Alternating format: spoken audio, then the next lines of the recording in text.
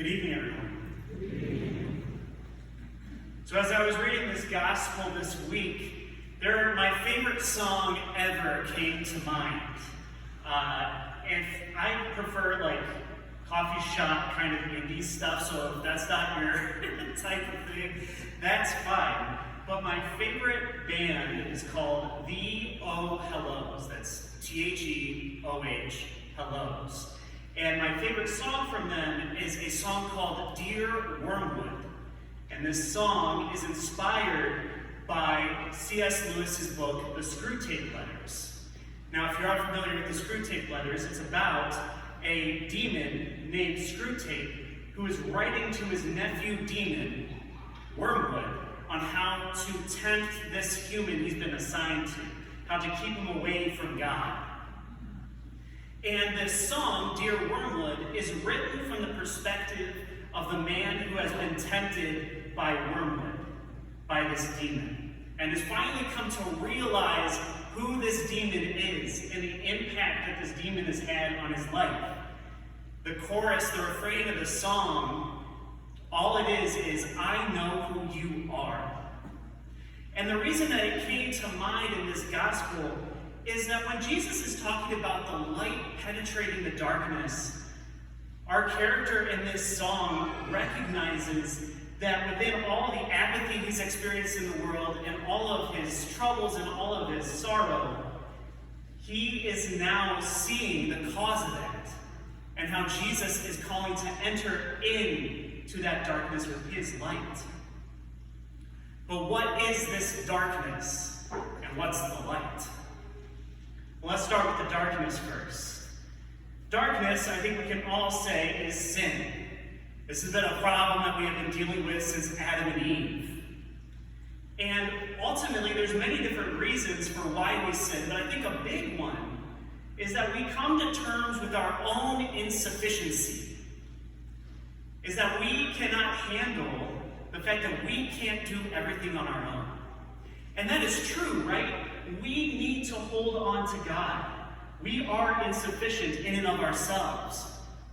But we're not called to be. We're called to have the Lord with us. So then, sin occurs when we separate ourselves from God and attempt to hold on and to do everything we have, everything we need on our own.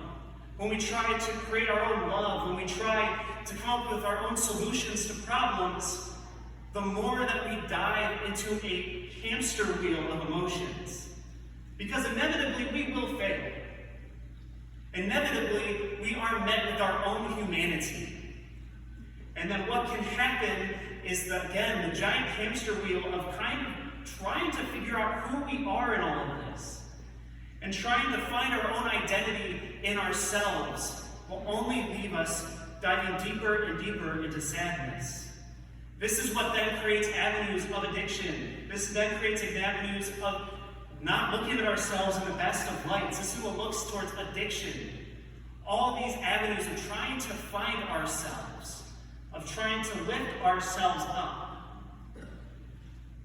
The man in our song, near the middle of the song, uses the words that as he is continuously trying to figure out how to solve his life, he eventually uses the words that he is steadily becoming what he hates. The temptations that he's trying to avoid, the different things in his life that he's trying to cure, and looking only in himself is going nowhere. But this is where the light comes in. Jesus says in the gospel today that everyone who sits in the light sits in truth. And what is that truth? Our belovedness. The fact that despite our constant going away from God, it is God's desire for us to rest in his arms, to be embraced. As I mentioned my last homily, not as a mistake maker, but as someone who is deeply loved. Someone that wishes to take everything that is going on within your life and lift it to him. The trials that we face, the poor image that we can face in our own life is not meant to be faced alone. The Lord wishes to see and illuminate our darkness. And what does it mean to illuminate? It means to see that everything we've said about ourselves, to say that I'm not good enough, everything in my life is a waste, to show how wrong that is, to expose that we are beloved children, and that our home is not the darkness. The poison of sin is not our food.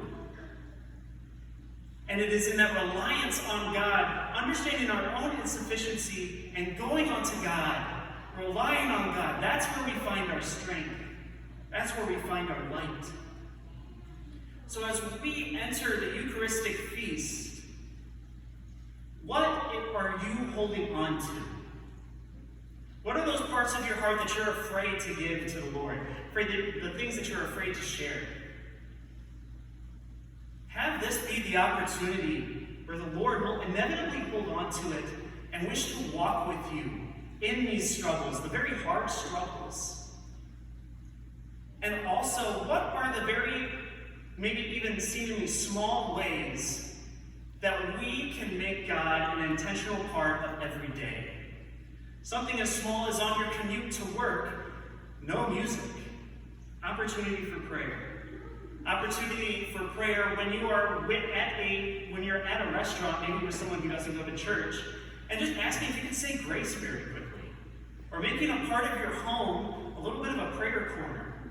All of these little actions to say that despite everything going on in my day, the busyness of my life, God is the priority. God is the anchor to my life. It's the necessity, it's the life-giving water of our lives that continues as we continue to illuminate our life and see our life through God's eyes. We see the belovedness. We see how the faults and the reliances that we've tried to put within our lives don't hold up. Allow Christ's light to penetrate your heart, penetrate those parts of your lives you need to give. Because then we can say the words of the man at the end of this song. The final words that this man says to the demon that has been tormenting him his whole life as he has been trying to hold on to everything, desiring nothing but control. He says to this demon, I know who I am now. I know who I want to be. And I want to be more than this devil inside of me. Allow Christ to illumine your path, and he will welcome you.